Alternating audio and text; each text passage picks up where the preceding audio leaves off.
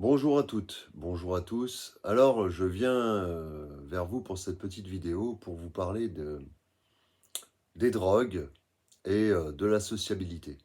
Et le fait qu'on, finalement, pour un aspect d'intégration dans un groupe, pour un aspect que ça arrange quelque part les dialogues, ça les rend plus harmonieux, et ben, sous ces prétextes-là, finalement, on boit, on fume, on prend du cannabis, on fume la cigarette et tout ça, voilà.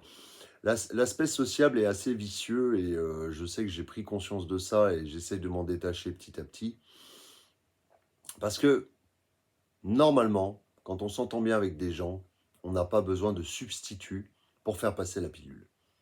Faut le dire clairement. Et c'est vrai que c'est vicieux parce que c'est un peu démoniaque même quelque part. Et on s'autodétruit, on se sacrifie finalement pour des relations sociales.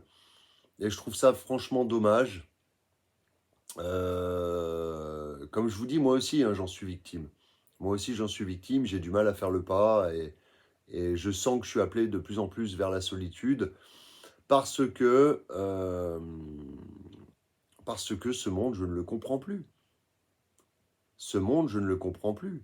Euh, ça déconne tellement, je suis tellement à l'ouest par rapport aux gens que je suis obligé de prendre des substituts pour pouvoir supporter ces relations. Donc ça va pas. Normalement, on devrait se passer et discuter naturellement avec des gens sans... si vous voyez des gens avec lesquels, bon, je sais bien qu'il y en a qui aiment bien boire leur coup, et voilà, qui aiment bien boire de l'alcool, fumer, bon, ça les regarde, même si c'est un aspect extrêmement négatif. Voilà, il y en a, ils ne voient pas, mais moi, je le sens comme ça. Moi, je le sens comme ça, et je pense que d'autres le sentent comme ça, qu'on a besoin de ces substituts pour avoir une forme d'intégration ou ne pas perdre les gens qu'on apprécie, et machin, et machin. Alors que, finalement, ça nous demande simplement de peut-être de s'isoler. Peut-être qu'on n'a pas assez d'isolement. Moi, je vois qu'il y a certaines personnes, j'ai pas besoin de substituts pour discuter correctement, j'ai pas besoin de... Et pourtant, bon, même si c'est des amis, des fois on m'incite. Et alors que j'en ai pas envie. Et puis finalement, bon ben, je suis une âme charitable ou je sais pas, je fais don de sacrifice ou, enfin, vous voyez ce que je veux dire. Et finalement, je tombe dans le panneau à chaque fois. Et j'en ai un peu ras-le-bol. J'en ai un peu ras-le-bol de tomber dans le panneau à chaque fois. Je veux juste discuter avec des gens, posés, simplement, sans substitut. Voilà. J'ai pas d'image à donner ou être à l'aise ou pas être à l'aise. C'est vrai que les gens en ce moment me trouvent fatigué. J'ai eu pas mal de réflexions comme ça de personnes qui me trouvent assez fatigué. Parce que je pense que c'est un ras-le-bol. Vous savez, j'arrive à un âge où on commence à en avoir ras-le-bol de, des relations biaisées. Voilà. Et c'est pour ça que je m'éloigne. Même de mes propres amis, je m'éloigne, je m'éloigne. Parce que autant il y a plein de choses magnifiques qu'ils ont en eux enfin, que je trouve magnifiques. Mais autant il y a des aspects, surtout l'aspect des drogues ou des boissons et tout ça, que je ne supporte plus. Et c'est pas forcément entendu ou compris. C'est souvent la parole qui revient et qui est récurrente, c'est j'ai envie de faire la fête, viens faire la fête, faire la fête, faire la fête, faire la fête. J'en ai par-dessus la tête de faire la fête. J'ai envie de me reposer et que mon corps soit au repos. Et je pense que vous, c'est pareil. On a envie que son corps soit au repos. On aime. Et quelque part, qu'est-ce que c'est plus gratifiant de savoir qu'on a un corps en bonne santé et on prend soin de sa santé. Voilà. Parce que combien de fois je vois des personnes en détresse ou malades ou avec des symptômes divers et variés parce qu'il y a l'abus des fêtes, des soirées et de toutes ces addictions. Voilà, et tous ces plaisirs éphémères finalement qui détraquent complètement le corps et qui n'apportent rien au final, qui ne font pas évoluer. Voilà. Peut-être parce que les gens sont aussi dans une souffrance. Moi, j'ai pas besoin de ça parce que je me sens pas dans une souffrance énorme. Voilà. J'ai des pics, j'ai des coups de mou ou des faiblesses par moment, mais je ne me sens pas. Quand vous êtes bien équilibré au niveau de votre cœur, vous n'avez pas envie de consommer ces choses-là. Faites ou pas faites. Comme on dit, après la fête, c'est la défaite, de toute façon. Voilà. Ça porte bien le nom, hein. Et on n'a pas envie, mais on a comme une pression. On a comme une pression sociale, quelque part, à devoir s'amuser, et à devoir s'enivrer, à devoir prendre des drogues, ou alors pour limite s'intégrer. Voilà, c'est comme le cannabis. Quand on est dans le milieu du cannabis, on connaît plein de monde, on rencontre plein de monde et tout ça. Dès qu'on arrête ça, on perd tout le monde. Est-ce que c'est réellement des amis? Non. Les amis restent après tout ça. Voilà. Mais moi, je vous le dis, j'en ai marre, quelque part, de me bousiller la santé sous prétexte de faire la fête. Voilà. Je le fais de temps en temps parce que j'ai pris. À la limite, vous voyez, je le fais de temps en temps parce que ce sont avec des personnes avec qui à jeun ça se passe très bien. Donc de temps en temps, bon. Mais si c'est tout le temps, à chaque fois qu'on voit les mêmes personnes qu'on boit, non.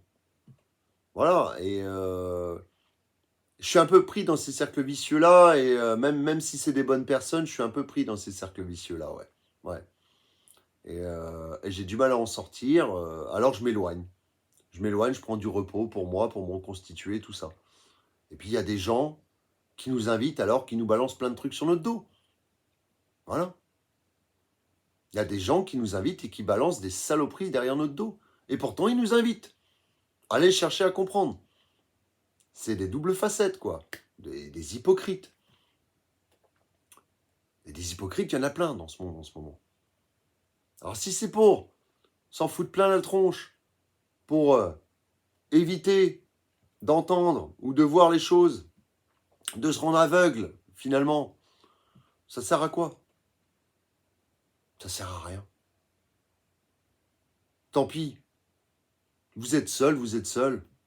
Voilà. Et moi, je vous dis, plus ça va, plus j'ai envie d'être seul. Ouais, plus j'apprécie ma solitude. Ouais. Il ne faut pas avoir cette confiance. Vous savez, j'ai aussi cette peur, donc vous pouvez l'avoir, certains d'entre vous peuvent l'avoir, de se dire, ah ben je vais, à force d'être seul, les gens vont s'éloigner, ils vont se barrer et je vais finir tout seul.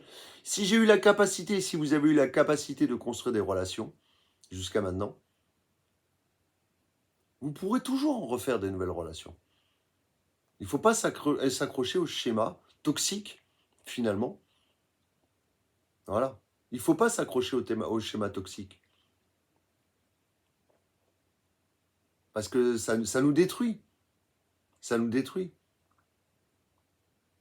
Et c'est vrai que j'accepte avec le temps moins en moins de choses des gens. Moins en moins de caractère. J'accepte de moins en moins.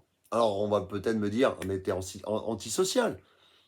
Non, non. C'est que j'accepte moins. Je cherche mon repos.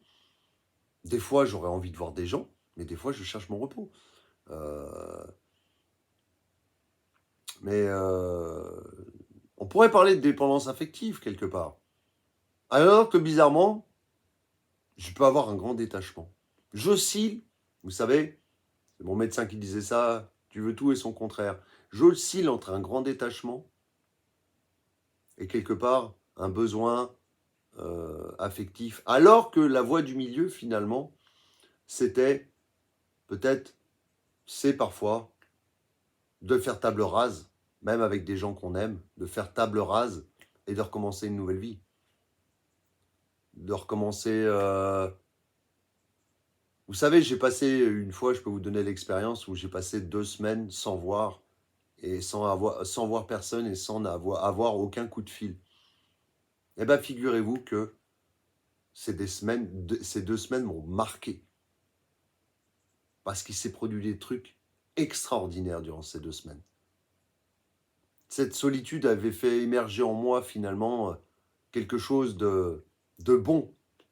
Je touchais à des choses à ce moment-là. Voilà. Et c'est vrai qu'on peut penser que la solitude est un piège que les démons veulent nous isoler les uns des autres, et finalement...